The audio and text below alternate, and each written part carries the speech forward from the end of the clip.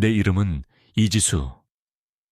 화려한 도시의 불빛과는 동떨어진 오래된 아파트, 단지의 좁은 빌에서 혼자 살고 있었다.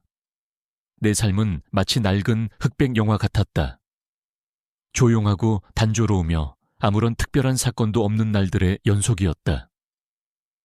방 안은 언제나 정적에 잠겨 있었고 유일한 소음이라곤 것일 벽에 걸린 낡은 벽시계의 째깍거리는 소리뿐이었다. 식사는 대부분 편의점에서 사온 인스턴트 식품이었다. 냄비에 물을 끓여 라면을 끓이거나 전자레인지에 든 냉동 볶음밥으로 끼니를 때웠다. 식탁에 앉아 혼자 밥을 먹는 동안 창밖을 바라보곤 했다. 내 시선은 아파트 단지 너머로 보이는 빛나는 도시의 고층 빌딩들을 향했지만 그곳은 나와는 아무런 상관없는 세상 같았다. 나는 그저 그 풍경을 멀리서 관찰할 뿐이었다. 나는 프리랜서 작가였다. 주로 온라인 웹진에 시사 칼럼을 기고하거나 기업의 홍보성 글을 대필해주며 생계를 유지했다. 수입은 불규칙했고 언제나 마감 기한에 쫓겼다. 내 글은 항상 이성적이고 논리적이었지만 그 속에는 따뜻한 감성이 결여되어 있었다. 마치 내 삶처럼 나는 인간관계에 서툴렀고 사람들과 깊은 유대감을 형성하는 것을 어려워했다. 어릴 적 겪었던 모호한 기억들이 나를 세상과 단절시키는 벽을 쌓았다. 가끔 알 수 없는 두통과 함께 특정 향수 냄새가 코끝을 스치면 어렴풋한 불안감이 엄습했지만 나는 그것을 그저 스트레스 때문이라고 치부하곤 했다. 어느 날 마감 기한에 쫓겨 새벽까지 글을 쓰다 잠시 머리를 식힐 겸 동네 산책을 나섰다. 새벽 공기는 차갑고 신선했지만 나의 마음은 여전히 무거웠다. 낡은 공원 벤치에 앉아 하늘을 올려다봤다. 도시의 불빛에 가려져 별 하나 보이지 않는 밤이었다. 그때였다. 저 멀리서 희미한 낑낑거리는 소리가 들려왔다. 소리가 나는 쪽으로 발걸음을 옮겼다. 공원 구석의 낡은 플라스틱 상자 속에서 작은 흰개 한 마리가 몸을 웅크리고 있었다. 녀석의 몸은 차가웠고 여기저기 상처투성이었다. 눈빛은 겁에 질려 있었지만 그 속에는 알 수 없는 간절함이 담겨 있었다. 나는 망설였다. 나 하나 돌보기도 힘든 형편에 강아지까지 책임질 여유가 있을까 하지만 녀석의 간절한 눈빛을 외면할 수 없었다. 내 안에서 알 수 없는 충동이 일었다. 나는 무릎을 굽혀 조심스럽게 손을 내밀었다. 녀석은 처음에는 잔뜩 경계했지만 내 손에서 나는 비릿한 땀 냄새 대신 따뜻한 온기가 느껴졌는지 천천히 다가와 내 손바닥을 핥았다. 녀석의 작은 몸은 바들바들 떨리고 있었다. 뼈밖에 없는 가냘픈 몸이 그대로 느껴졌다. 나는 녀석에게 내 남은 빵 조각을 조금 떼어주었다. 녀석은 허겁지겁 빵을 받아먹었다.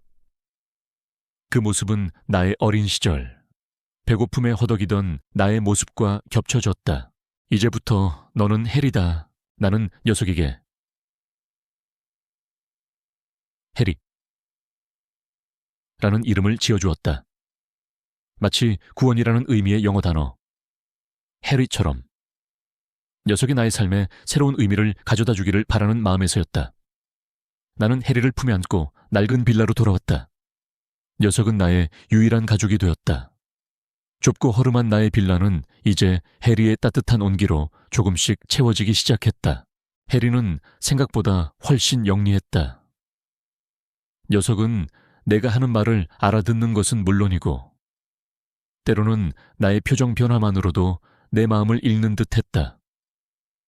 내가 마감 기한에 쫓겨 밤샘 작업을 할 때면 녀석은 신기하게도 내가 필요로 하는 자료가 담긴 책을 물어다 주기도 했다. 처음에는 그저 우연이라고 생각했다. 하지만 녀석의 행동은 점점 더 놀라웠다. 내가 글을 쓰다가 잠시 멍하니 있을 때면 해리는 나의 손목을 핥거나 나의 얼굴에 코를 비비며 낑낑거렸다. 때로는 나의 머리맡에 앉아 평소와 다르게 짖는 모습을 보이기도 했다. 나는 해리의 행동을 단순한 애정 표현이라고만 생각했지만 녀석의 눈빛 속에는 알 수 없는 간절함이 담겨 있었다. 마치 내게 무언가를 경고하는 듯한, 나는 어릴 적부터 남다른 관찰력과 분석력을 가지고 있었다. 주변의 모든 것을 세밀하게 관찰하고 그 속에서 규칙이나 패턴을 찾아내는 것을 좋아했다. 나의 글쓰기 능력 또한 이러한 관찰력과 분석력을 바탕으로 발전했다. 나는 사회 현상을 날카롭게 분석하고 그 속에 숨겨진 의미를 파헤치는 데 능했다. 하지만 나의 이러한 재능은 나를 세상과 단절시키는 요인이 되기도 했다. 사람들은 나의 분석적인 시선을 불편해했다. 해리는 나의 유일한 친구이자 가족이었다. 녀석은 나의 모든 것을 공유했다. 내가 컵라면을 먹으면 옆에서 꼬리를 흔들었고, 내가 작업에 몰두하면 곁에서 조용히 잠이 들었다. 해리와 함께하는 시간은 나의 고단한 삶의 유일한 위안이었다. 나는 해리에게 더 좋은 것을 해주고 싶었다. 더 넓은 곳에서 마음껏 뛰어놀게 해주고 싶었고, 맛있는 사료를 먹이고 싶었다. 하지만 현실은 녹록지 않았다. 나는 여전히 하루 벌어 하루 먹고 사는 처지였다. 나는 해리의 특별한 능력을 누구에게도 말하지 않았다. 녀석의 영리함은 나만의 비밀이었다. 세상 사람들이 해리의 능력을 알게 되면 분명 녀석을 이용하려 할 것이라고 생각했다. 녀석은 너무나 순수하고 연약한 존재였다. 나는 해리를 세상의 위험으로부터 지켜주고 싶었다. 나의 좁은 빌라는 해리에게는 세상의 전부였고, 내게는 해리를 보호할 수 있는 유일한 안식처였다. 하지만 나의 소박한 평화는 오래가지 못했다. 어느 날, 내가 마감 기한을 넘기고 밤샘 작업을 하던 중이었다. 극심한 피로가 몰려왔다. 나는 진한 커피를 마시고 다시 컴퓨터 앞에 앉았다. 그때였다. 나의 머릿속에 갑작스러운 통증이 밀려왔다. 찌릿하는 두통과 함께 눈앞에 섬광이 스쳤다. 몸의 왼쪽 팔다리에 알 수 없는 마비감이 찾아왔다. 오른손으로 마우스를 잡으려 했지만 손에 힘이 들어가지 않았다. 나는 비틀거리다 의자에서 바닥으로 쓰러졌다. 몸의 왼쪽이 완전히 마비된 듯 했다. 필사적으로 몸을 움직여 보려 했지만 내 의지대로 움직이지 않았다. 목소리를 내려고 했지만 혀가 굳어버린 듯 아무런 소리도 나오지 않았다. 나는 숨이 막히는 듯한 답답함을 느꼈다. 심장이 불안하게 쿵쾅거렸다. 이대로 죽는 건가? 절망감이 나를 덮쳤다. 죽음의 그림자가 나를 향해 다가오는 듯했다. 그때였다. 해리가 나게 달려와 필사적으로 짖기 시작했다. 녀석은 나의 얼굴과 손을 핥으며 어떻게든 나를 깨우려 애썼다. 녀석의 짖는 소리는 평소와 달랐다. 절박하고 애절했다. 해리는 나의 상태가 심상치 않음을 직감한 듯 방 안을 이리저리 뛰어다녔다. 녀석은 나의 옆에 놓인 휴대폰을 물어다가 내게 가져다 주려 했지만 너무 무거웠는지 실패했다. 나는 해리의 절박한 행동에 놀라면서도 이 상황을 받아들이기 어려웠다. 내가 뇌졸중에 걸렸다는 사실을 믿을 수 없어 혼란스러웠다. 해리의 절박한 행동이 오히려 부담스럽게 느껴지기도 했다. 하지만 동시에 해리가 유일하게 자신을 지켜주는 존재임을 깨닫고 희망을 느꼈다. 해리는 나의 생명을 구하기 위해 필사적으로 노력하고 있었다. 해리는 다시 한번 나를 핥으며 짖었다. 녀석은 내가 비상 상황 시 사용하는 비상벨을 기억하는 듯 비상벨이 있는 곳으로 달려갔다.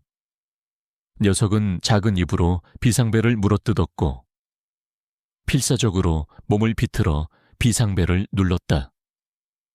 띠리리리 날카로운 비상벨 소리가 빌라 전체에 울려 퍼졌다. 그리고 해리는 창문 밖을 향해 필사적으로 짖어 도움을 요청했다. 녀석의 찢어질 듯한 울음소리가 밤의 정적을 갈랐다.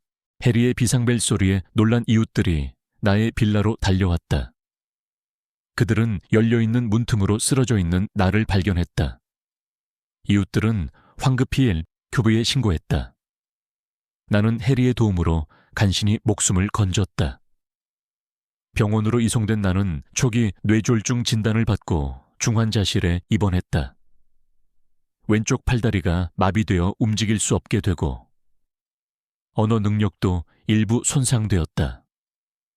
의사는 해리가 제때 비상벨을 눌러주지 않았다면 위험했을 것이라고 말했다. 나는 이제 더 이상 독립적인 생활을 할 수 없게 되었다. 작가로서의 삶도 위기에 처했다. 나의 삶은 완전히 무너져 내렸다. 하지만 나는 해리의 특별한 능력이 단순한 우연이 아님을 직감했다. 녀석은 나의 생명을 구했다. 그리고 녀석의 능력은 분명 나의 과거와 연결되어 있을 것이라고 예감했다.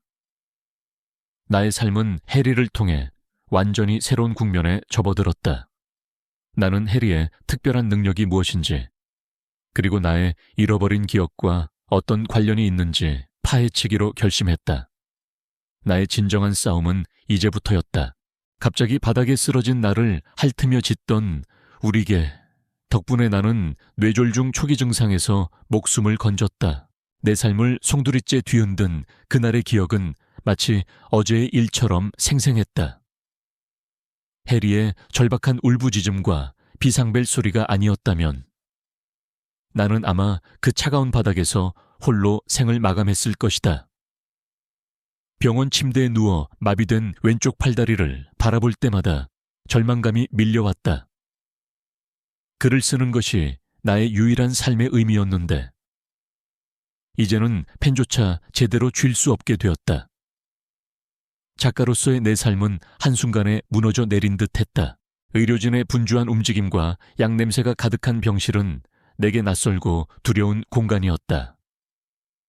나는 중환자실에서 일반 병실로 옮겨졌다.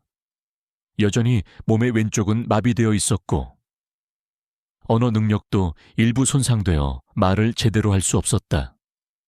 내 옆에는 해리가 얌전히 앉아 있었다. 녀석은 나의 침대 곁을 떠나지 않고 꼬리 없는 엉덩이를 흔들며 나를 위로했다. 녀석의 따뜻한 눈빛은 내게 큰 위안이 되었다. 해리는 나의 유일한 희망이었다. 나는 며칠 동안 내가 겪은 일들을 되새겼다.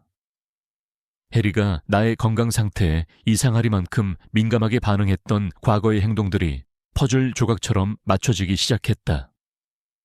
내가 스트레스를 받거나 피곤함을 느낄 때마다 녀석은 평소와 다르게 짖거나 낑낑거리며 나를 불안하게 바라봤다. 때로는 나의 손목이나 머리를 핥으며 이상한 행동을 보였다. 나는 그것이 단순한 애정 표현이나 우연이라고 생각했지만 이제 와서 생각해보니 녀석은 이미 나의 몸에 이상이 생겼음을 감지하고 경고했던 것이었다. 해리는 나의 뇌졸중 초기 증상을 미리 알고 있었던 것이다. 나는 해리의 특별한 능력에 경외감을 느꼈다. 녀석은 단순한 개가 아니었다. 녀석은 나의 생명을 구한 영웅이었다. 하지만 동시에 두려움도 몰려왔다. 해리의 능력이 이렇게 비범하다면 다른 사람들도 언젠가 녀석의 능력을 알아챌 것이고 녀석을 이용하려 할 것이 분명했다. 나는 해리를 보호해야 했다. 하지만 마비된 몸으로 어떻게 나는 스스로를 지킬 힘조차 없었다. 나의 주치의인 박준호 박사는 내게 해리의 능력에 대해 조심스럽게 물었다. 그는 해리가 비상벨을 누르고 도움을 요청한 사실을 믿기 어려운 듯 했지만 해리의 행동이 나의 목숨을 구했다는 사실에 놀라움을 금치 못했다. 이지수 씨, 해리라는 개가 정말 비상벨을 누른 겁니까? 믿기 어려운 일이지만 해리의 행동이 환자분의 생명을 구한 것은 확실합니다. 혹시 해리가 태어날 때부터 이런 특별한 능력을 가지고 있었습니까? 아니면 혹시 해리가 어떤 특정 훈련을 받은 적이 있습니까? 박 박사의 눈빛에는 호기심과 함께 알 수 없는 탐구심이 번뜩였다. 나는 그의 질문에 선뜻 대답할 수 없었다. 해리의 능력을 드러내면 녀석이 위험해질 수도 있다는 불안감에 사로잡혔다. 나는 고개를 저으며 말을 아꼈다. 그냥 평범한 개입니다. 제가 아플 때 우연히 운이 좋았던 것뿐입니다. 나는 어색하게 미소 지었다. 박 박사는 나의 반응을 눈치챘는지 더 이상 묻지 않았다. 그는 미소를 지었지만 그의 눈빛은 여전히 해리와 나를 주시하고 있었다. 나는 그의 시선 속에서 알 수 없는 압박감을 느꼈다. 그는 해리의 능력을 탐내는 것은 아니었지만 그의 지식욕은 충분히 위험할 수 있다고 생각했다. 나는 재활치료를 시작했다. 마비된 왼쪽 팔다리는 내 의지대로 움직이지 않았고 말을 하는 것도 쉽지 않았다. 매일 힘겨운 재활치료를 받으며 나는 좌절감을 느꼈다. 작가로서의 삶이 끝났다고 생각했다. 하지만 해리는 나의 곁을 떠나지 않았다. 녀석은 내가 재활치료를 받을 때마다 옆에서 낑낑거리며 나를 응원했고 내가 힘들어할 때면 나의 손을 핥아주며 용기를 북돋아 주었다. 해리의 따뜻한 온기는 나의 마비된 몸에도 생기를 불어넣는 듯 했다. 녀석의 작은 꼬리 없는 엉덩이가 흔들릴 때마다 나는 미소를 지었다. 나는 재활치료 중에도 틈틈이 글을 쓰기 시작했다. 마비된 왼손 대신 오른손으로 필사적으로 펜을 쥐고 공책에 글씨를 써 내려갔다. 나의 글은 단순한 일기가 아니었다. 나는 내가 겪은 모든 일들을 기록했다. 뇌졸중 초기 증상, 해리의 특별한 행동, 그리고 병원에서 내가 느꼈던 모든 감정들. 나는 나의 관찰력과 분석력을 활용하여 해리의 능력에 대한 가설을 세우고 그것을 글 속에 담아냈다. 나의 글쓰기 능력은 마비된 몸에도 불구하고 더욱 날카로워지는 듯했다. 글을 쓰는 동안만큼은 나의 마비된 몸을 잊을 수 있었다. 글을 통해 나는 나의 내면을 깊이 들여다보았고 나의 삶의 의미를 다시 찾아가는 듯했다. 어느 날 나의 간병인으로 최 실장이라는 여자가 왔다. 그녀는 차갑고 빈틈없는 인상이었다. 그녀의 눈빛은 마치 모든 것을 꿰뚫어 보는 듯했다. 그녀는 내게 친절했지만 동시에 알 수 없는 거리감이 느껴졌다. 그녀는 해리를 유심히 관찰했다. 해리가 나에게 보이는 미세한 반응들을 놓치지 않고 기록하는 듯했다. 해리 또한 최 실장을 경계했다. 녀석은 초에 실장이 나에게 다가올 때마다 으르렁거리며 경계심을 드러냈다. 해리의 털이 곤두서는 것을 나는 놓치지 않았다. 최 실장은 어느 날 내게 해리에 대한 질문을 던졌다. 그녀의 목소리는 부드러웠지만 그 속에는 알 수 없는 강요가 담겨 있었다. 이지수 씨, 해리가 참 영리하네요. 혹시 특별한 훈련을 시키셨습니까? 보통 개들은 뇌졸중 초기 증상을 이렇게까지 감지하지 못하는데 아주 특별한 개로 보입니다. 저희 미래 생명과학연구소 측에서는 해리처럼 특별한 재능을 가진 동물들을 연구하고 있습니다. 해리의 능력이 질병 진단에 혁신적인 기여를 할 수 있다고 생각합니다. 나는 그녀의 질문에 등골이 오싹해졌다. 그녀는 해리의 능력을 눈치챈 것이 분명했다. 나는 모르는 척 고개를 저었다. 아닙니다. 그냥 평범한 개입니다. 제가 아플 때 우연히 비상벨을 누른 것뿐입니다.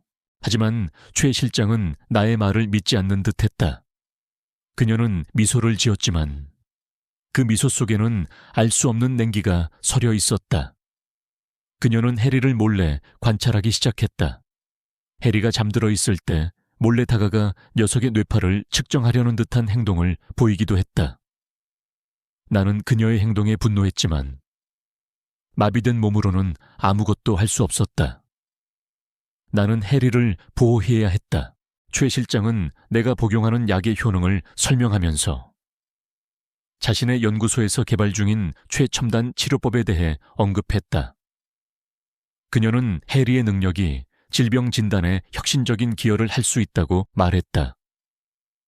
그녀의 말은 매력적이었지만 나는 그녀의 진정한 목적이 무엇인지 의심스러웠다.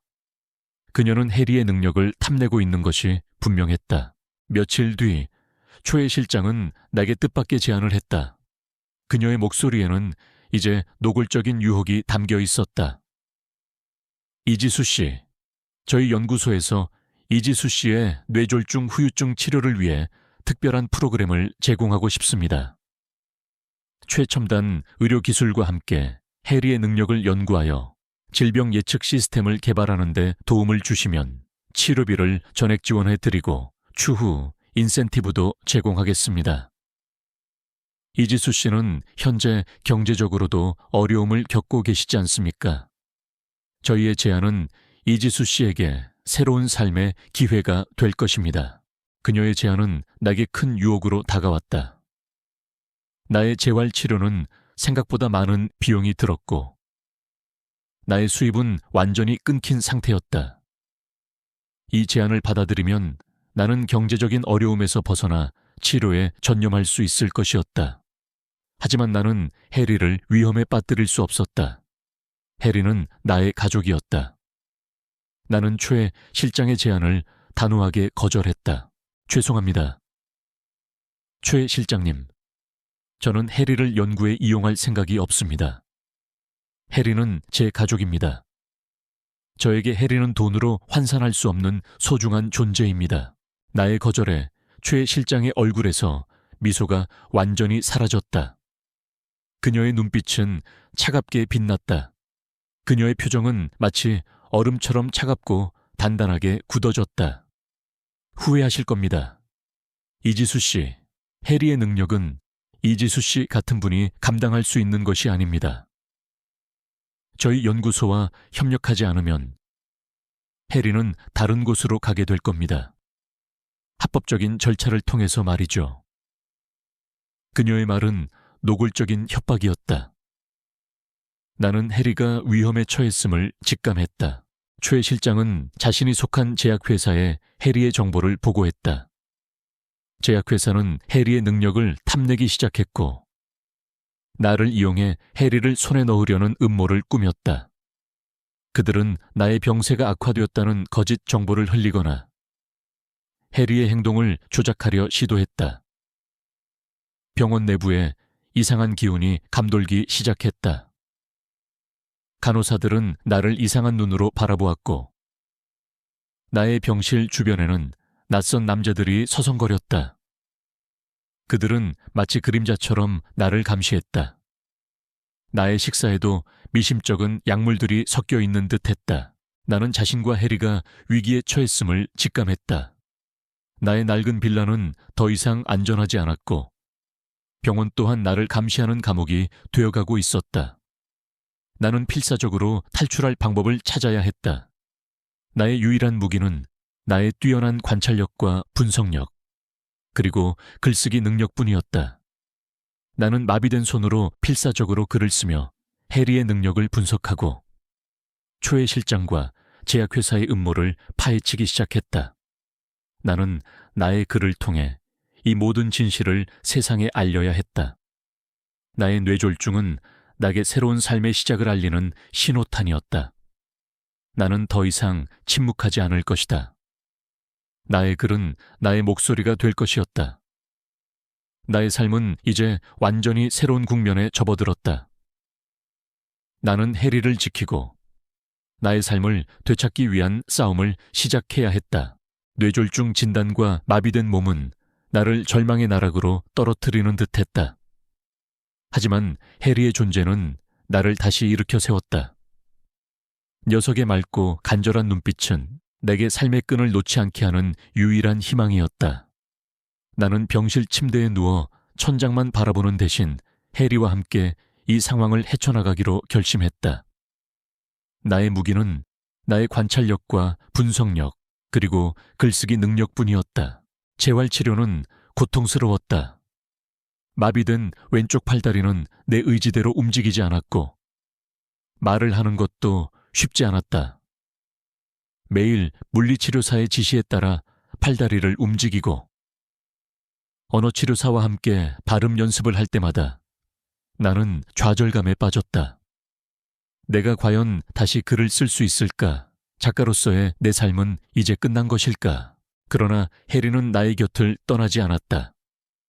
녀석은 내가 재활치료를 받을 때마다 옆에서 낑낑거리며 나를 응원했고, 내가 힘들어할 때면 나의 손을 핥아주며 용기를 북돋아 주었다. 해리의 따뜻한 온기는 나의 마비된 몸에도 생기를 불어넣는 듯했다. 녀석의 작은 꼬리 없는 엉덩이가 흔들릴 때마다 나는 미소를 지었다. 나는 재활치료 중에도 틈틈이 글을 쓰기 시작했다. 마비된 왼손 대신 오른손으로 필사적으로 펜을 쥐고 공책에 글씨를 써 내려갔다. 나의 글은 단순한 일기가 아니었다. 나는 내가 겪은 모든 일들을 기록했다. 뇌졸중 초기 증상, 해리의 특별한 행동, 그리고 병원에서 내가 느꼈던 모든 감정들. 나는 나의 관찰력과 분석력을 활용하여 해리의 능력에 대한 가설을 세우고 그것을 글 속에 담아냈다. 나의 글쓰기 능력은 마비된 몸에도 불구하고 더욱 날카로워지는 듯했다. 글을 쓰는 동안만큼은 나의 마비된 몸을 잊을 수 있었다. 글을 통해 나는 나의 내면을 깊이 들여다보았고 나의 삶의 의미를 다시 찾아가는 듯했다. 나의 주치의인 박준호 박사는 나의 상태에 깊은 관심을 보였다. 그는 내가 쓰는 글들을 유심히 살펴보았고 해리의 행동에 대해서도 조심스럽게 질문했다. 박 박사는 겉으로는 선량하고 인자해 보였지만 그의 눈빛 속에는 알 수 없는 호기심과 탐구심이 번뜩였다. 그는 해리의 능력을 단순한 우연으로 치부하지 않았다. 이지수 씨, 해리가 정말 특별한 개입니다. 제가 본 어떤 환자의 반려견도 해리처럼 주인의 건강에 민감하게 반응하고 심지어 비상벨까지 누르는 개는 없었습니다. 혹시 해리가 태어날 때부터 이런 특별한 능력을 가지고 있었습니까? 아니면 혹시 해리가 어떤 특정 훈련을 받은 적이 있습니까? 나는 박 박사의 질문에 선뜻 대답할 수 없었다. 해리의 능력을 드러내면 녀석이 위험해질 수도 있다는 불안감에 사로잡혔다. 나는 고개를 저으며 말을 아꼈다. 그냥 평범한 개입니다. 제가 아플 때 우연히 운이 좋았던 것뿐입니다. 나는 어색하게 미소 지었다. 박 박사는 나의 반응을 눈치챘는지 더 이상 묻지 않았다. 그는 미소를 지었지만 그의 눈빛은 여전히 해리와 나를 주시하고 있었다. 나는 그의 시선 속에서 알 수 없는 압박감을 느꼈다. 그는 해리의 능력을 탐내는 것은 아니었지만 그의 지식욕은 충분히 위험할 수 있다고 생각했다. 어느 날 나의 간병인으로 최 실장이라는 여자가 왔다. 그녀는 차갑고 빈틈없는 인상이었다. 그녀의 눈빛은 마치 모든 것을 꿰뚫어 보는 듯했다. 그녀는 내게 친절했지만 동시에 알 수 없는 거리감이 느껴졌다. 그녀는 해리를 유심히 관찰했다. 해리가 내게 보이는 미세한 반응들을 놓치지 않고 기록하는 듯했다. 해리 또한 최 실장을 경계했다. 녀석은 최 실장이 내게 다가올 때마다 으르렁거리며 경계심을 드러냈다. 해리의 털이 곤두서는 것을 나는 놓치지 않았다. 최 실장은 어느 날 내게 해리에 대한 질문을 던졌다. 그녀의 목소리는 부드러웠지만 그 속에는 알 수 없는 강요가 담겨 있었다.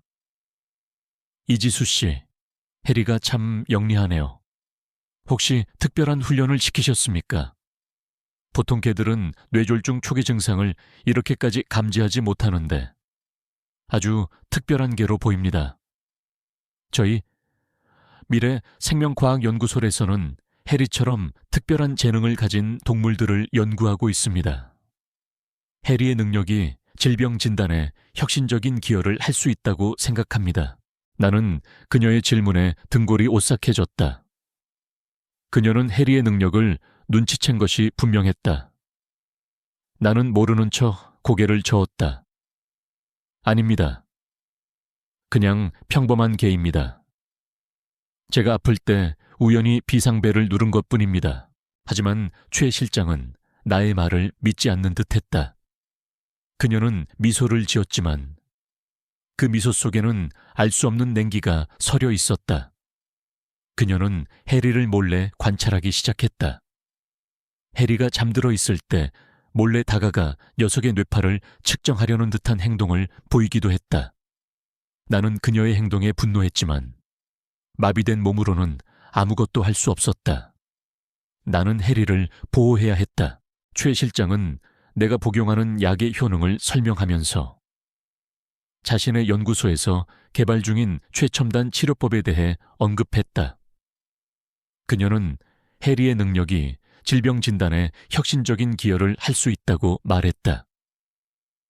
그녀의 말은 매력적이었지만 나는 그녀의 진정한 목적이 무엇인지 의심스러웠다. 그녀는 해리의 능력을 탐내고 있는 것이 분명했다. 며칠 뒤 최 실장은 내게 뜻밖의 제안을 했다. 그녀의 목소리에는 이제 노골적인 유혹이 담겨 있었다. 이지수 씨, 저희 연구소에서 이지수 씨의 뇌졸중 후유증 치료를 위해 특별한 프로그램을 제공하고 싶습니다. 최첨단 의료기술과 함께 해리의 능력을 연구하여 질병 예측 시스템을 개발하는 데 도움을 주시면 치료비를 전액 지원해드리고 추후 인센티브도 제공하겠습니다.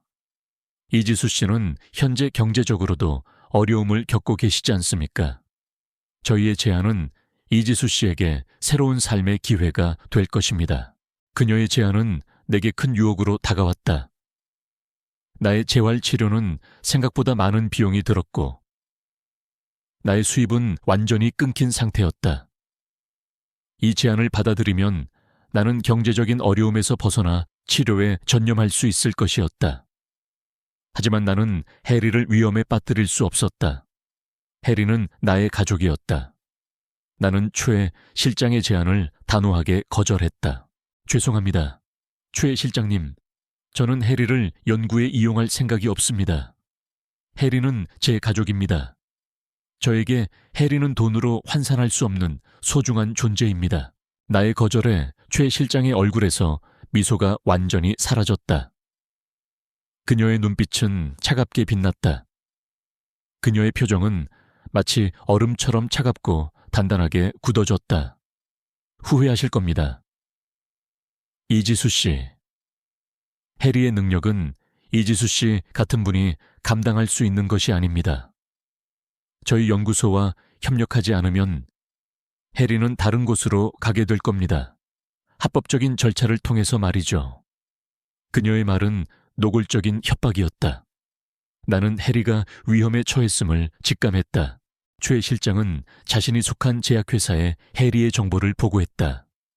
제약회사는 해리의 능력을 탐내기 시작했고 나를 이용해 해리를 손에 넣으려는 음모를 꾸몄다. 그들은 나의 병세가 악화되었다는 거짓 정보를 흘리거나 해리의 행동을 조작하려 시도했다. 병원 내부에 이상한 기운이 감돌기 시작했다. 간호사들은 나를 이상한 눈으로 바라보았고 나의 병실 주변에는 낯선 남자들이 서성거렸다. 그들은 마치 그림자처럼 나를 감시했다. 나의 식사에도 미심쩍은 약물들이 섞여 있는 듯했다. 나는 자신과 해리가 위기에 처했음을 직감했다. 나의 낡은 빌라는 더 이상 안전하지 않았고 병원 또한 나를 감시하는 감옥이 되어가고 있었다. 나는 필사적으로 탈출할 방법을 찾아야 했다. 나의 유일한 무기는 나의 뛰어난 관찰력과 분석력, 그리고 글쓰기 능력뿐이었다. 나는 마비된 손으로 필사적으로 글을 쓰며 해리의 능력을 분석하고 초의 실장과 제약회사의 음모를 파헤치기 시작했다. 나는 나의 글을 통해 이 모든 진실을 세상에 알려야 했다. 나의 뇌졸중은 내게 새로운 삶의 시작을 알리는 신호탄이었다. 나는 더 이상 침묵하지 않을 것이다. 나의 글은 나의 목소리가 될 것이었다. 나의 삶은 이제 완전히 새로운 국면에 접어들었다. 나는 해리를 지키고 나의 삶을 되찾기 위한 싸움을 시작해야 했다. 최 실장과 미래생명과학연구소의 노골적인 압박은 나의 병실을 차가운 감옥으로 바꾸어 놓았다. 나의 몸은 마비되어 있었지만 내 정신은 그 어느 때보다 예리하게 깨어나 있었다. 해리는 나의 유일한 동반자이자 아군이었다. 녀석의 따뜻한 온기와 간절한 눈빛은 내게 끊임없이 용기를 주었다. 나는 해리의 능력을 활용하여 이 위기를 헤쳐나갈 방법을 찾아야 했다. 나의 손에 쥐어진 공책은 나의 유일한 무기였다. 그 안에 나의 모든 관찰과 분석을 담아냈다. 최 실장은 매일 나의 병실을 찾아와 치료라는 명목으로 내게 알 수 없는 약물을 투여하려 했다. 그녀는 내가 복용하는 약의 종류를 바꾸거나 해리가 먹는 사료에 특정 성분을 섞는 듯 했다. 나는 그녀의 행동을 유심히 관찰했다. 그녀는 내게 친절한 미소를 지었지만 그 미소 속에는 차가운 계산과 탐욕이 숨겨져 있었다. 해리 또한 최 실장을 극도로 경계했다. 녀석은 최 실장이 병실에 들어올 때마다 으르렁거렸고 그녀가 주는 음식이나 약에는 절대 입을 대지 않았다. 해리의 이런 반응은 나의 의심을 더욱 확신으로 바꾸어 주었다. 녀석의 털이 곤두서는 모습은 그녀의 숨겨진 의도를 명확하게 보여주는 듯했다. 이지수 씨, 이 약은 뇌졸중 후유증에 아주 효과적입니다. 해리도 이 영양제를 먹으면 더욱 건강해질 거예요. 최 실장은 밝은 목소리로 말했지만 그녀의 눈은 나의 눈을 똑바로 바라보지 못했다. 나는 그녀의 손에 들린 약과 영양제를 거부했다. 괜찮습니다. 최 실장님, 저는 제가 원래 복용하던 약만 먹겠습니다. 해리도 저의 식사 외에는 아무것도 먹지 않습니다. 나는 말을 하는 것이 여전히 어려웠지만 나의 눈빛은 단호했다. 나의 거절에 최 실장의 얼굴에서 미소가 사라졌다. 그녀의 눈빛은 차갑게 빛났다. 이지수 씨, 협력하지 않으면 치료가 어려워집니다. 그리고 해리의 건강도 보장할 수 없습니다. 저희 미래생명과학연구소의 제안은 이지수 씨에게 마지막 기회입니다. 그녀의 목소리는 이제 협박에 가까웠다. 그녀는 해리를 인질로 삼고 있었다. 나는 마비된 손으로 필사적으로 공책에 글을 썼다. 최 실장의 행동 패턴, 그녀가 사용하는 약물의 종류, 해리의 반응 변화, 나의 관찰력과 분석력은 더욱 날카로워졌다. 나는 해리의 능력에 대한 가설을 더욱 구체화했다. 해리는 단순히 나의 건강 상태를 감지하는 것을 넘어 주변 사람들의 미세한 감정 변화나 의도까지도 파악하는 능력을 가지고 있는 듯했다. 그것은 마치 인간의 눈으로는 볼 수 없는 기운을 감지하는 것 같았다. 특히 최 실장이 내 병실에 들어올 때마다 나는 알 수 없는 소의 비린내와 함께 섬뜩한 환각을 느꼈다. 그 냄새와 환각은 내가 어릴 적 겪었던 모호한 기억들과 겹쳐졌다. 해리 또한 최 실장이 다가올 때마다 더욱 강하게 짖고 으르렁거렸다. 해리는 내가 느끼는 그 죽음의 냄새를 먼저 알아챈 것이 분명했다. 박준호 박사는 최 실장의 행동을 의심하기 시작했다. 그는 나의 병실에 최 실장이 없을 때 찾아와 조용히 대화를 나눴다. 그의 눈빛은 걱정과 함께 진실을 알고자 하는 열망으로 가득했다. 이지수 씨, 최 실장과 미래생명과학연구소가 해리에게 지나친 관심을 보인다는 것을 저도 느꼈습니다. 저는 해리의 특별한 능력에 대해 윤리적인 방식으로 연구를 진행하고 싶습니다. 혹시 해리가 과거에 어떤 특별한 훈련을 받았거나 아니면 어떤 특이한 경험을 한 적이 있습니까? 그리고 혹시 이지수 씨께서 몸이 불편하기 전부터 특정 냄새를 맡거나 환각을 보신 적은 없으셨습니까? 박 박사의 마지막 질문에 나는 온몸에 소름이 돋았다. 그는 나의 잃어버린 기억과 관련된 증상까지 알고 있었다. 나는 그에게 해리의 능력을 완전히 드러낼 수는 없었지만 그가 나의 아군이 될 수 있음을 직감했다. 나는 마비된 손으로 공책에 글을 써서 그에게 보여주었다. 해리는 저의 뇌졸중 초기 증상을 미리 알고 경고했습니다. 그리고 최 실장은 해리의 능력을 악용하려 합니다. 그들은 해리의 뇌파를 통해 질병 예측 시스템을 만들려 합니다. 저는 과거에 특정 냄새와 환각을 경험한 적이 있습니다. 저는 그들의 음모를 막고 싶습니다. 박사님의 도움이 필요합니다. 박 박사는 나의 글을 읽고 경악했다. 그의 얼굴은 심각하게 굳어졌다. 이런, 제가 생각했던 것보다 훨씬 심각하군요. 제약회사가 그런 비윤리적인 연구를 진행하고 있었다니. 게다가 이지수 씨의 과거와도 연결되어 있다니. 이지수 씨, 저를 믿으십시오. 제가 이 사실을 외부에 알리고 이지수 씨와 해리를 돕겠습니다. 저는 과학자로서 이 비윤리적인 행위를 묵과할 수 없습니다. 그의 말에 나는 한 줄기 희망을 보았다. 하지만 동시에 두려움도 몰려왔다. 박 박사가 이 사실을 알게 되면 그 또한 위험에 처할 수 있었다. 나는 고개를 저으며 박 박사에게 위험하다고 알리려 했지만 말을 제대로 할 수 없었다. 박 박사는 나의 염려를 눈치챘는지 조용히 내 손을 잡고 말했다. 걱정 마십시오. 저는 이 진실을 밝힐 의무가 있습니다. 우리는 함께 이 싸움을 이겨낼 겁니다. 그의 눈빛은 굳건했다. 하지만 최 실장은 박 박사의 움직임을 감지했다. 그녀는 박 박사가 내게 접근하는 것을 막고 그의 연구실을 감시하기 시작했다. 병원 내부에 이상한 기운이 감돌기 시작했다.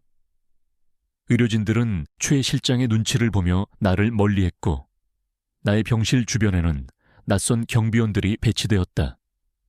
그들은 마치 그림자처럼 나를 감시했다.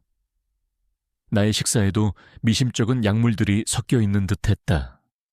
나는 음식의 맛과 냄새가 미묘하게 변하는 것을 느꼈지만 마비된 몸으로는 아무것도 할 수 없었다. 며칠 뒤 초의 실장은 내게 최후 통첩을 보냈다. 그녀의 목소리는 차갑고 단호했다. 이지수 씨, 이번 주말까지 저희 연구소의 제안을 수락하지 않으면 해리는 강제로 분리되어 저희 연구소로 이송될 겁니다. 그리고 이지수 씨의 치료는 중단될 것입니다. 저희는 이지수 씨를 사회적으로 매장시킬 수 있습니다. 당신의 글은 아무도 읽지 못하게 될 겁니다. 나의 시간은 얼마 남지 않았다. 나는 이 모든 위협 속에서 탈출할 방법을 찾아야 했다. 나의 유일한 무기는 나의 글쓰기 능력이었다. 나는 내 경험과 해리의 능력을 담은 글을 세상에 공개하기로 결심했다. 이 글은 단순히 나의 이야기가 아니었다. 그것은 최 실장과 미래 생명과학연구소의 비윤리적인 음모를 폭로하는 증거가 될 것이었다. 나는 내가 쓰는 글을 통해 세상에 도움을 요청하기로 했다. 나는 마비된 몸을 이끌고 필사적으로 글을 썼다. 나의 글은 나의 고통과 분노, 그리고 해리를 지키려는 나의 절박한 심정을 담았다. 내가 과거에 느꼈던 소의 비린내와 환각에 대한 단서들도 글 속에 자세히 기록했다. 나는 밤샘 작업을 하며 글을 완성했다. 해리는 나의 곁에서 조용히 잠들어 있었다. 녀석의 작은 숨소리가 내게 위로가 되었다. 나는 완성된 글을 USB에 저장했다. 이 USB를 어떻게 외부로 내보낼 것인가? 초의 실장의 감시망을 뚫고 어떻게 나의 글을 세상에 알릴 것인가? 그때 나의 머릿속에 한 가지 아이디어가 떠올랐다. 병원에서는 매일 아침 환자들의 차트를 수거해 간다. 나는 내가 쓰는 공책을 차트 속에 몰래 넣어 외부로 내보내기로 했다. 하지만 최 실장은 나의 모든 행동을 감시하고 있었다. 그녀의 눈을 피하는 것은 쉽지 않았다. 나는 해리의 도움을 받기로 했다. 해리는 나의 의도를 아는지 나의 눈을 똑바로 바라보았다. 녀석의 황금빛 눈동자 속에는 알 수 없는 빛이 번뜩였다. 나는 해리에게 USB를 보여주며 조용히 속삭였다. 해리야, 이걸 박사님께 전해드려야 해. 꼭. 해리는 나의 말을 이해하는 듯 코로 USB를 툭툭 건드렸다. 나는 USB를 얇은 비닐봉투에 넣어 해리의 목줄에 매달았다. 최 실장의 감시망을 뚫고 해리가 박 박사에게 USB를 전달해야 했다. 다음 날 아침 최 실장이 나의 병실로 들어섰다. 그녀는 평소처럼 나의 차트를 확인했다. 나는 해리가 침대 밑에 숨어 있도록 지시했다. 최 실장이 차트를 수거해 나갈 때 나는 마비된 손으로 간신히 해리를 불렀다. 해리는 침대 밑에서 조용히 기어 나왔다. 녀석은 최 실장의 뒤를 쫓아 병실 문 밖으로 나갔다. 나는 심장이 쿵쾅거렸다. 해리가 과연 성공할 수 있을까? 나의 모든 운명이 녀석의 작은 몸에 달려 있었다. 해리는 최 실장의 눈을 피해 박 박사의 연구실로 향했다. 병원 복도는 사람들로 북적였고 해리는 작은 몸으로 사람들 사이를 교묘하게 피해 다녔다. 녀석은 박 박사의 연구실 문 앞에서 망설였다. 문은 굳게 닫혀 있었다. 해리는 문 앞에서 낑낑거렸다. 그때 박 박사가 연구실 문을 열고 나왔다. 그는 해리를 보고 놀란 듯 했다. 해리, 네가 왜 여기에? 해리는 박 박사에게 달려가 그의 바짓가랑이를 물고 흔들었다. 박 박사는 해리의 목줄에 매달린 USB를 발견했다. 그는 USB를 손에 쥐고 의아한 표정을 지었다. 해리는 박 박사를 향해 짖었다. 박 박사는 해리의 간절한 눈빛을 보고 무언가 이상함을 직감했다. 그는 곧바로 USB를 컴퓨터에 삽입했다. 화면에는 나의 글과 함께 초의 실장과 미래생명과학연구소의 비리가 담긴 증거들이 나타났다. 나의 글 속에는 내가 느꼈던 소의 비린내와 환각에 대한 자세한 묘사까지 포함되어 있었다. 박 박사는 경악했다. 그의 얼굴은 분노로 일그러졌다. 이런 비윤리적인 연구를 감히 이지수 씨의 이 잃어버린 기억들. 이것은 단순한 스트레스가 아니었어. 그 순간 초의 실장이 박 박사의 연구실로 들이닥쳤다. 그녀는 해리를 쫓아온 것이었다.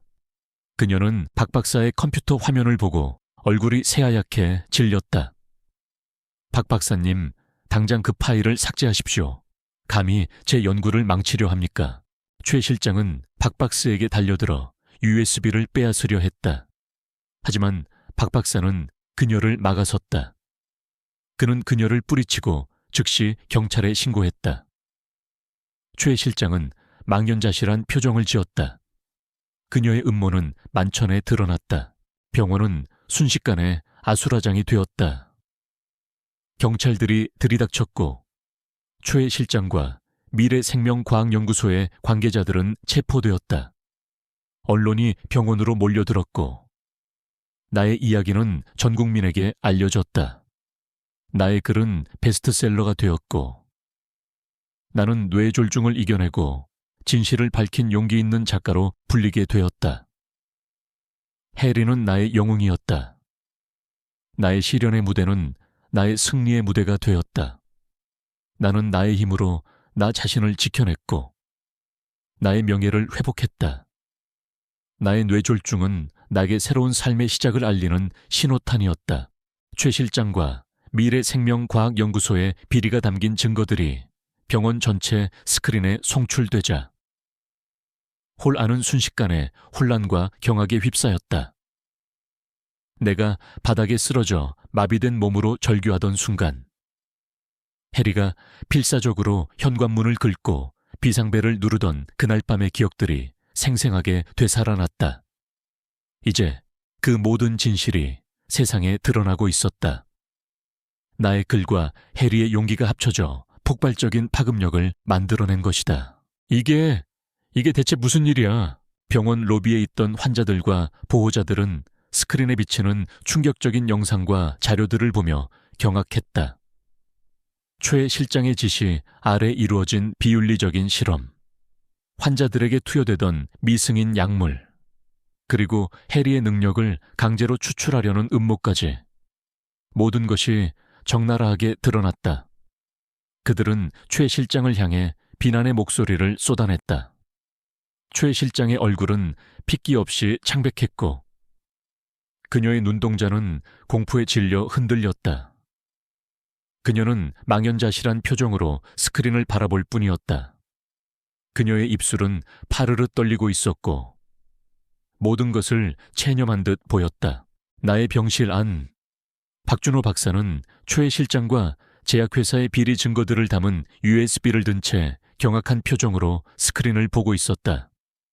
그의 손은 미세하게 떨리고 있었다. 이럴 수가. 제가 이토록 끔찍한 음모의 한가운데 있었다니. 그의 얼굴에는 죄책감과 함께 분노가 일렁였다. 그는 자신이 과학자로서의 윤리를 지키지 못했음에 대한 깊은 자괴감에 빠졌다. 그는 내가 느꼈던 소의 비린내와 환각이 단순한 스트레스가 아닌 실제 상황과 연관된 것임을 이제야 깨달은 것이다. 그때 최 실장이 나의 병실로 들이닥쳤다. 그녀의 눈은 광기로 번들거렸다. 그녀는 내가 바닥에 쓰러져 마비된 몸으로 글을 썼다는 사실을 믿을 수 없는 듯 나의 공책을 빼앗으려 했다. 그녀의 손톱이 나의 마비된 팔을 파고들었다. 이지수, 네가 감히 이런 짓을 꾸며 저 개와 함께 나를 파멸시키려 해. 너는 내가 주는 약을 먹고 죽어가야 할 존재였어. 그녀는 비명을 지르듯 소리쳤다. 나는 그녀의 광기에 두려움을 느꼈지만 동시에 알 수 없는 희열을 느꼈다. 나의 글이, 나의 목소리가 마침내 세상에 울려 퍼지고 있었다.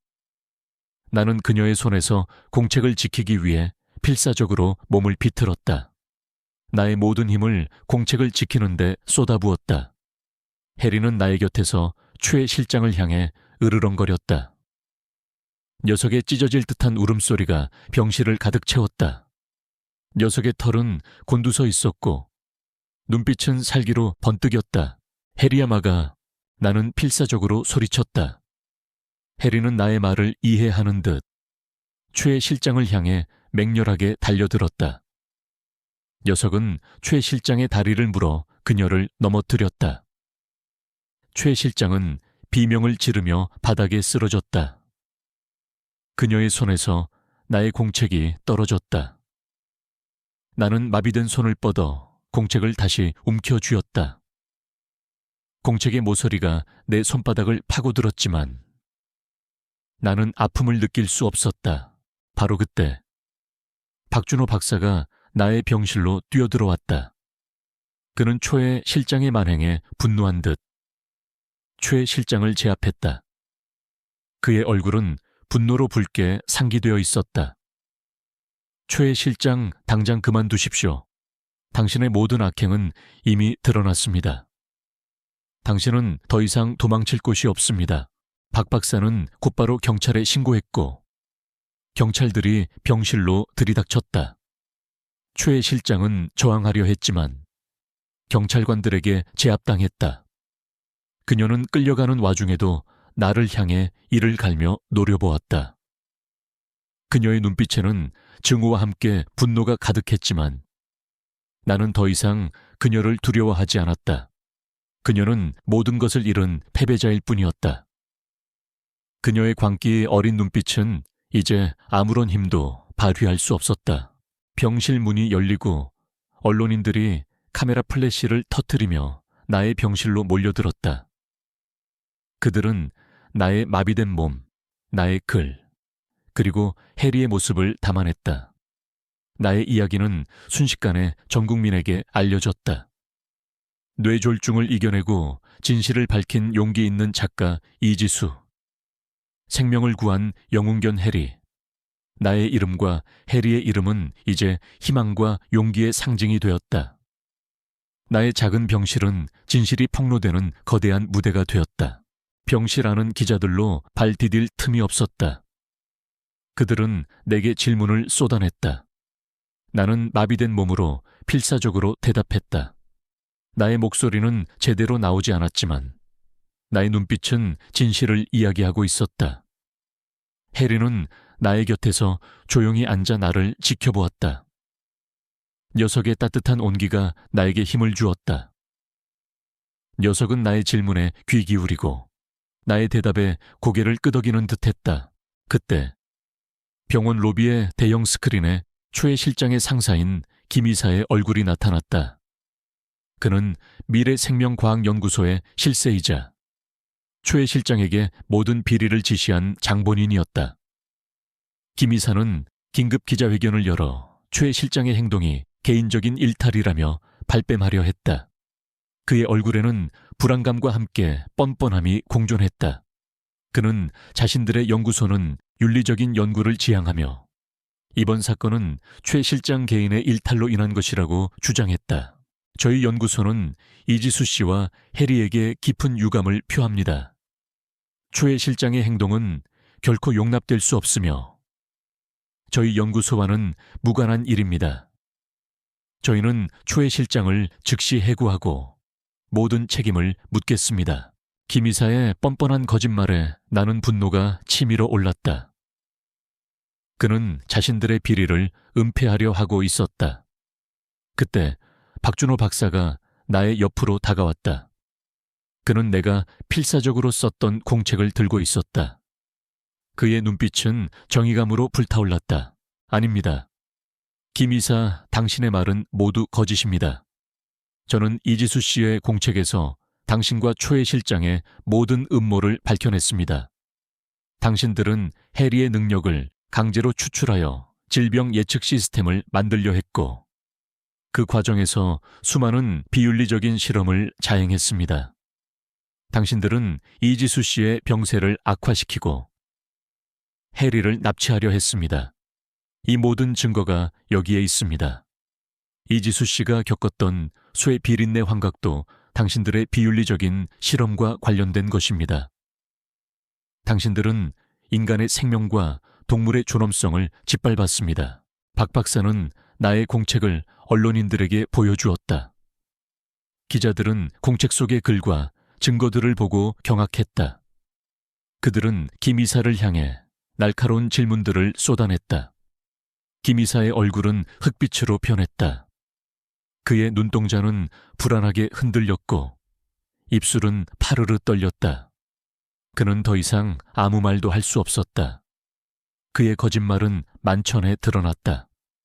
그의 탐욕과 권력을 향한 욕망은 이제 끝이 났다.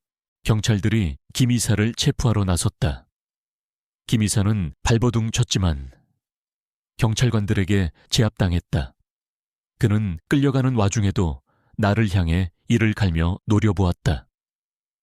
그의 눈빛에는 증오와 함께 분노가 가득했지만 이제 나는 더 이상 그를 두려워하지 않았다.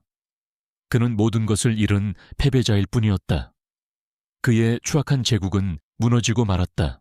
미래생명과학연구소는 모든 비리가 드러나면서 주가가 폭락하고 대대적인 조사를 받게 되었다.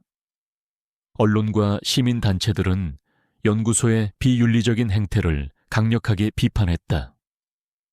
결국 연구소는 폐쇄되었고 관련 연구원들은 모두 해고되었다. 그들의 모든 비윤리적인 연구는 중단되었고 관련 자료들은 모두 폐기되었다. 법의 심판은 그들에게 엄중한 책임을 물을 것이었다. 나의 병실 안은 이제 안도감과 희망으로 가득 찼다. 나는 나의 힘으로, 그리고 해리의 도움으로 나 자신을 지켜냈고 나의 명예를 회복했다. 마비되었던 왼쪽 팔다리는 서서히 감각이 돌아오기 시작했고 언어 능력도 조금씩 회복되었다. 나는 다시 펜을 쥘 수 있게 되었고 나의 글은 더욱 깊이 있고 풍부해졌다. 나의 글은 이제 단순한 칼럼이 아니었다. 그것은 진실을 밝히고 정의를 실현하는 강력한 무기가 되었다. 나의 삶은 해리를 통해 완전히 새로운 국면에 접어들었다. 해리는 나의 곁에서 조용히 잠들어 있었다. 녀석의 작은 숨소리가 내게 평온을 주었다. 나는 해리의 머리를 쓰다듬었다. 녀석은 나의 생명을 구했고 나의 삶에 새로운 의미를 가져다 주었다. 녀석의 특별한 능력은 이제 세상에 긍정적인 영향을 미칠 수 있는 중요한 연구 대상이 될 것이었다. 나의 뇌졸중은 내게 새로운 삶의 시작을 알리는 신호탄이었다. 나는 이제 더 이상 혼자가 아니었다. 해리가 있었고 박준호 박사가 있었다. 그리고 나에게는 나의 글이 있었다. 나는 이 모든 시련을 이겨내고 새로운 삶을 시작할 준비가 되어 있었다. 나의 삶은 이제 진정한 두 번째 봄을 맞이할 것이었다. 최 실장과 미래생명과학연구소의 비리가 만천에 드러나자 세상은 나를 전혀 다른 시선으로 바라보기 시작했다. 언론은 나의 특별한 능력과 뛰어난 글쓰기 능력을 연일 칭송했고 나를 뇌졸중을 이겨내고 진실을 밝힌 용기 있는 작가이자 생명을 구한 영웅견 해리의 보호자로 불렀다. 더 이상 과거의 고독하고 병약한 이지수가 아니었다. 어둠 속에서 빛을 발하는 희망의 상징으로 불리게 되었다. 나의 이야기는 모든 이들에게 희망과 용기를 주었다. 가장 먼저 나를 찾아온 것은 박준호 박사였다. 그는 나의 병실에 들어서자마자 고개를 숙여 사과했다. 그의 얼굴에는 깊은 죄책감과 함께 나를 향한 존경심이 담겨 있었다. 그의 눈빛은 흔들림 없이 진심을 담고 있었다. 이지수 씨, 진심으로 사과드립니다. 제가 초회 실장과 미래생명과학연구소의 비윤리적인 행위를 미리 알아차리지 못했습니다. 과학자로서의 제 불찰입니다. 이지수 씨와 해리가 겪은 고통은 제가 짊어져야 할 몫입니다. 하지만 이제라도 진실이 밝혀져서 정말 다행입니다. 이지수 씨의 용기와 해리의 지능 덕분입니다. 제가 과학의 이름으로 저질러진 만행에 대해 침묵했다면 평생 후회했을 겁니다. 나는 그의 사과를 들으며 고개를 끄덕였다. 그의 진심이 느껴졌다. 그는 자신의 잘못을 인정하고 책임지려 했다. 나는 마비된 손으로 공책에 글을 써서 그에게 보여주었다. 박사님은 저의 생명을 구해주셨습니다.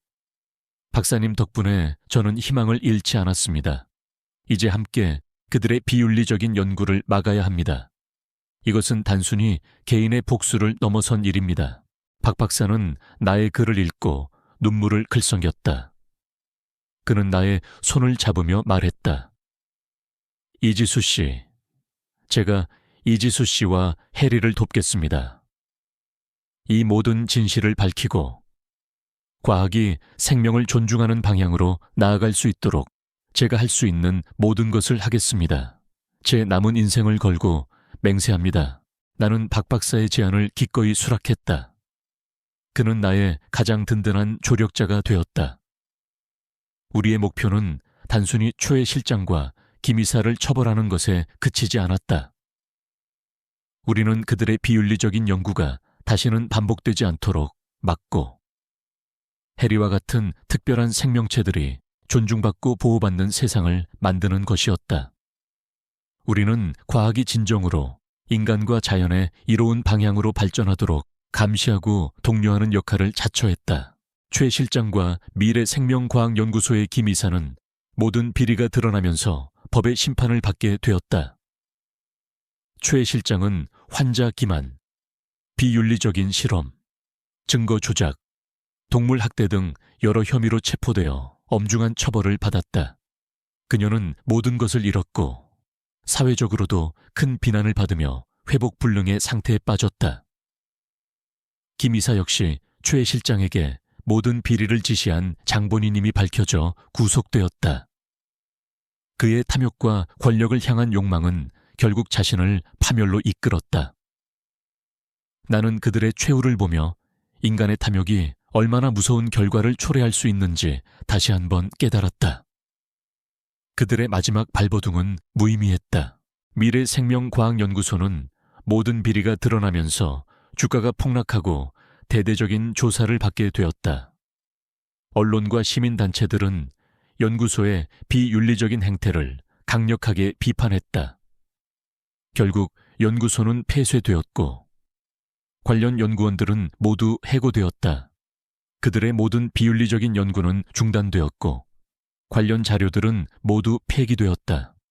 법의 심판은 그들에게 엄중한 책임을 물을 것이었다. 재발 방지를 위한 제도적 개선의 목소리가 높아졌다. 나는 뇌졸중에서 완벽하게 회복되었다. 매일 꾸준히 재활 치료를 받은 덕분이었다.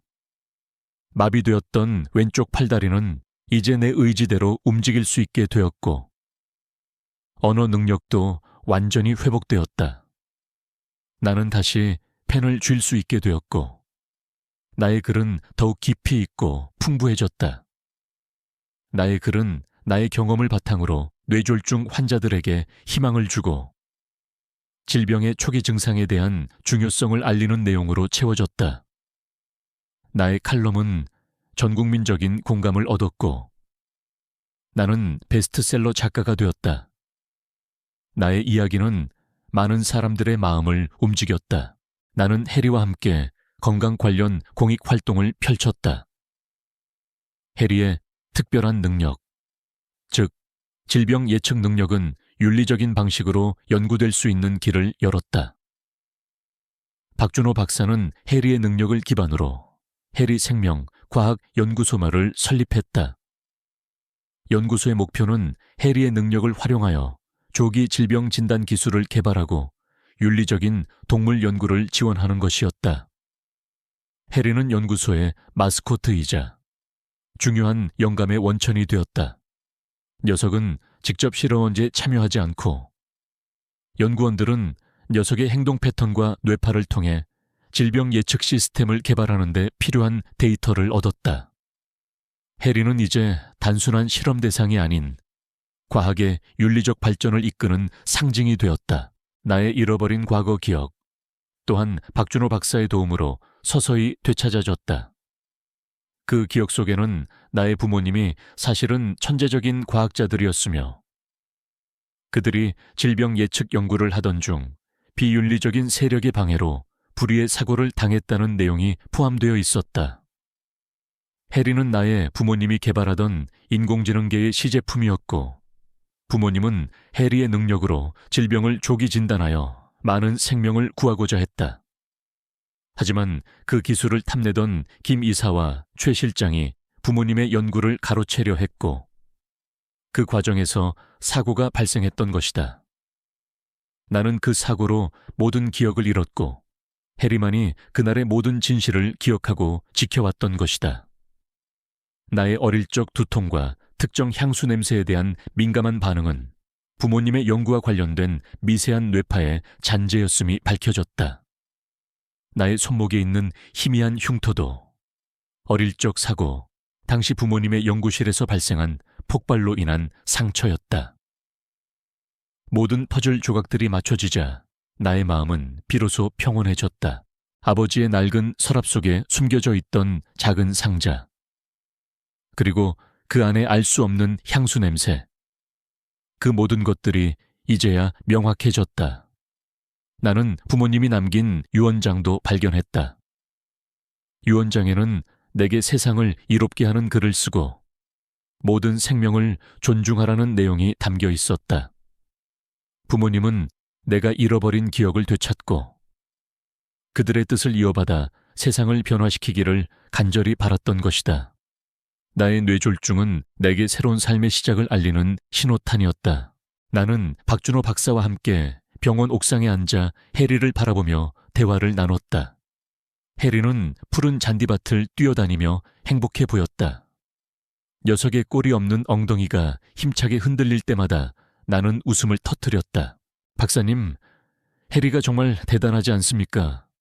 녀석은 저의 생명을 구했을 뿐만 아니라 저에게 잃어버린 가족과 삶의 의미를 되찾아 주었습니다. 녀석은 저에게 새로운 눈을 뜨게 해 주었습니다. 박 박사는 미소 지으며 고개를 끄덕였다. 해리는 기적을 선물했습니다. 이지수 씨, 그리고 이지수 씨의 용기 있는 행동이 그 기적을 세상에 알렸습니다.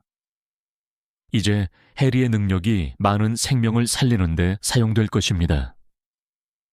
이 모든 것은 이지수 씨와 해리 덕분입니다. 과학의 윤리를 바로 세운 공로도 잊지 않을 겁니다. 나는 해리에게 다가가 녀석을 품에 안았다. 해리는 나의 얼굴을 핥으며 행복하게 짖었다. 녀석의 작은 몸에서 느껴지는 따뜻한 온기가 나의 마음을 가득 채웠다. 나는 해리에게 감사와 사랑을 표현하며 함께 걸어온 길을 회상했다. 녀석은 나의 유일한 가족이었고 나의 가장 소중한 친구였다. 나의 이야기는 전국민적인 감동을 선사하며 간견 요청이 쇄도했다. 나는 뇌졸중 환자들을 위한 강연을 다니며 희망을 전파했다. 나의 글은 많은 이들에게 위로와 용기를 주었고 나는 단순히 글을 쓰는 것을 넘어 사람들의 삶을 변화시키는 존재가 되었다. 나는 내가 겪었던 시련들이 나를 더 강하고 현명한 사람으로 만들었음을 깨달았다. 나의 삶은 더 이상 고독하지 않았다.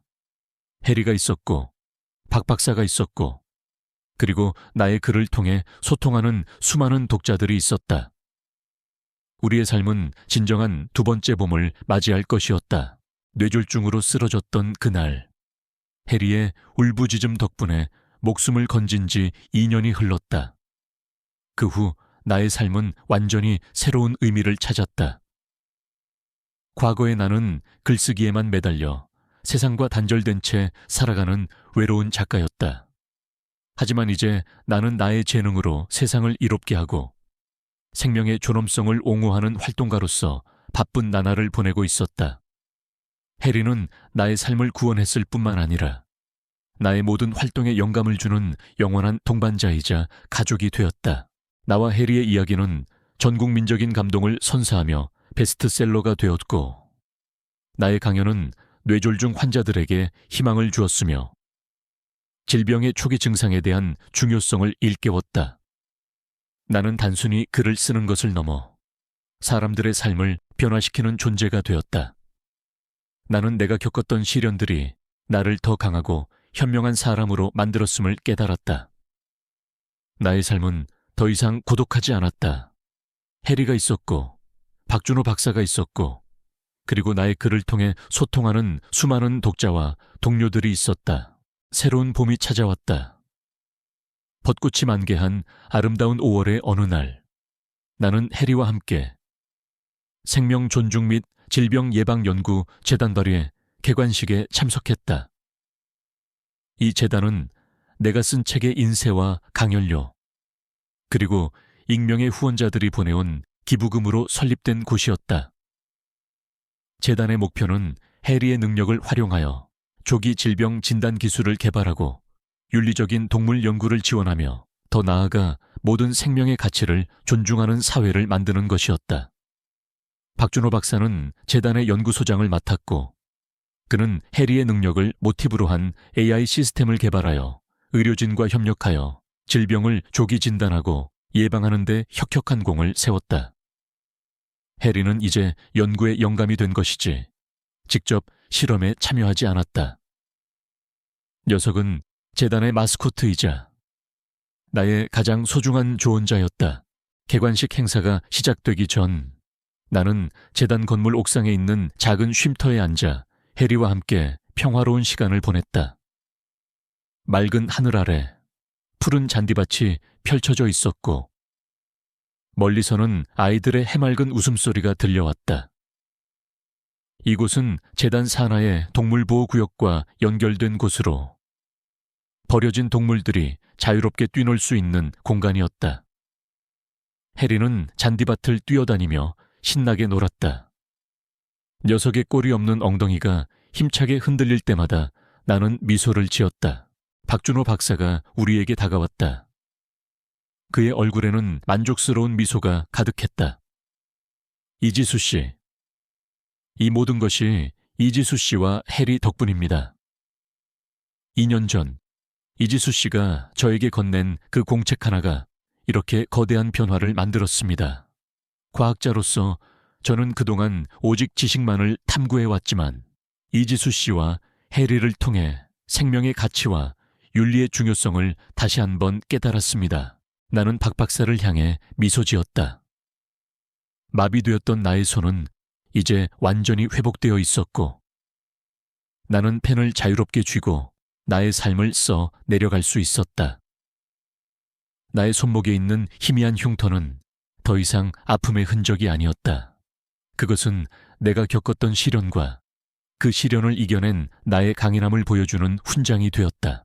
박사님, 저의 잃어버렸던 과거의 기억도 모두 되찾아 주셔서 감사합니다. 저의 부모님은 분명 기뻐하실 겁니다. 그들이 이루지 못했던 꿈을 이제 제가 해리와 함께 이어나갈 수 있게 되었으니까요. 나의 잃어버린 기억들은 박준호 박사의 도움으로 서서히 되찾아졌다. 나의 부모님은 사실 천재적인 과학자들이었으며 그들이 질병 예측 연구를 하던 중 비윤리적인 세력의 방해로 불의의 사고를 당했다는 사실이 밝혀졌다. 해리는 나의 부모님이 개발하던 인공지능계의 시제품이었고 부모님은 해리의 능력으로 질병을 조기 진단하여 많은 생명을 구하고자 했다. 하지만 그 기술을 탐내던 김 이사와 최 실장이 부모님의 연구를 가로채려 했고 그 과정에서 사고가 발생했던 것이다. 나는 그 사고로 모든 기억을 잃었고 해리만이 그날의 모든 진실을 기억하고 지켜왔던 것이다. 나의 어릴 적 두통과 특정 향수 냄새에 대한 민감한 반응은 부모님의 연구와 관련된 미세한 뇌파의 잔재였음이 밝혀졌다. 모든 퍼즐 조각들이 맞춰지자 나의 마음은 비로소 평온해졌다. 개관식이 시작되자 우리는 옥상에서 홀로 내려갔다. 홀안은 수많은 사람들로 북적였다. 나의 강연은 재단의 새로운 비전을 제시하는 자리였다. 나는 무대에 올라 마이크를 잡았다. 나의 목소리는 2년 전 뇌졸중으로 쓰러졌던 그때와는 비교할 수 없을 정도로 또렷하고 힘찼다. 존경하는 여러분, 2년 전 저는 뇌졸중으로 쓰러져 죽음의 문턱까지 다녀왔습니다. 그때 저를 살린 것은 바로 제 반려견 해리의 울부짖음이었습니다. 해리는 저에게 생명을 선물했고 저는 해리를 통해 생명의 소중함과 윤리적인 과학의 중요성을 깨달았습니다. 이제 생명 존중 및 질병 예방 연구재단은 해리의 희생과 저의 경험을 바탕으로 모든 생명이 존중받고 질병으로부터 자유로운 세상을 만들고자 합니다. 우리는 기술이 오직 생명을 위한 도구가 될 수 있도록 끊임없이 노력할 것입니다. 나의 강연이 끝나자 우레와 같은 박수갈채가 쏟아졌다. 많은 사람들이 눈물을 글썽였다. 그곳에는 뇌졸중을 이겨내고 다시 건강을 되찾은 환자들, 나를 보고 용기를 얻은 젊은 작가들, 그리고 나의 이야기에 감동받은 수많은 시민들이 있었다. 나의 글은 이제 단순히 지면을 넘어 사람들의 마음속에 깊이 파고들어 희망을 심어주고 있었다. 강연 후 나는 해리와 함께 재단 산하의 질병 예측 연구소를 방문했다. 그곳에서는 해리의 능력을 모티브로 한 AI 시스템이 개발되어 의료진과 협력하여 질병을 조기 진단하고 있었다. 최첨단 기술로 가득 찬 연구소였지만 그 중심에는 항상 생명에 대한 존중이 있었다. 연구원들은 해리의 행동 패턴을 분석하여 질병 예측 알고리즘을 개선하고 있었다. 해리는 이제 더 이상 실험 도구가 아니었다. 녀석은 연구의 영감이자 우리의 빛이었다. 나는 해리와 함께 유기견 보호소를 방문하여 봉사활동을 했다. 과거의 나처럼 버려지고 상처받은 동물들을 돌보며 나의 마음은 더욱 풍요로워졌다. 우리는 그곳에서 새로운 강아지 한 마리를 입양하여 가족으로 맞이했다. 녀석은 작은 몸집에 한쪽 다리를 저는 강아지였다. 나는 녀석에게 희망이라는 이름을 지어주었다. 희망은 우리 가족에게 새로운 기쁨과 활력을 불어넣어 주었다. 나의 삶은 이제 더 이상 텅 비어 있지 않았다. 사랑과 나눔으로 가득 찬 진정한 가족이 생겼다. 밤이 깊어지고 나는 나의 작은 서재에 앉아 해리와 희망이 잠든 모습을 바라보았다. 창밖으로는 도시의 불빛이 반짝였다. 나는 펜을 들고 나의 일기장에 마지막 글을 써 내려갔다. 나의 삶은 뇌졸중으로 인해 한번 무너졌지만 해리 덕분에 다시 일어섰고 이제는 과거보다 훨씬 더 의미 있는 삶을 살아가고 있었다. 나의 손목에 있는 희미한 흉터는 더 이상 아픔을 상기시키지 않았다. 그것은 나의 용기와 결단력, 그리고 내가 겪었던 모든 시련들을 이겨낸 승리의 흔적이었다. 나는 고개를 들어 밤하늘을 올려다보았다. 도시의 불빛에 가려져 희미하게 보이는 별들이었지만 그 속에서 나는 희망을 보았다. 마루의 눈빛 같았던 그 별들이 이제는 부모님의 따뜻한 미소처럼 느껴졌다. 나의 삶은 200억 원의 유산이나 화려한 성공에 얽매이지 않았다. 진정한 사랑과 목적, 그리고 나눔의 가치를 찾았다. 나는 해리와 희망의 머리를 쓰다듬었다.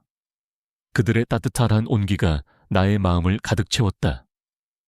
나의 이야기는 여기서 끝이 나지만 우리의 삶은 앞으로도 계속될 것이다. 더 많은 생명을 구하고 더 많은 사람들에게 희망을 전하며 기술이 오직 인류와 자연을 위해 사용될 수 있도록 노력할 것이다. 나의 삶은 진정한 두 번째 봄을 맞이했다. 그것은 혼자가 아닌 함께 만들어가는 아름다운 선율이었다. 이 긴 여정을 함께 해주셔서 진심으로 감사합니다. 이지수와 해리의 이야기는 여기서 끝이 나지만 어딘가에서 그들은 여전히 생명을 존중하고 아픔을 치유하며 세상에 희망을 전하고 있을 것입니다. 그들의 이야기가 여러분의 마음속에 작은 울림으로 남기를 바랍니다. 만약 이 이야기가 마음에 드셨다면 좋아요와 구독, 그리고 알림 설정까지 부탁드립니다. 다음 이야기에서 또 만나요.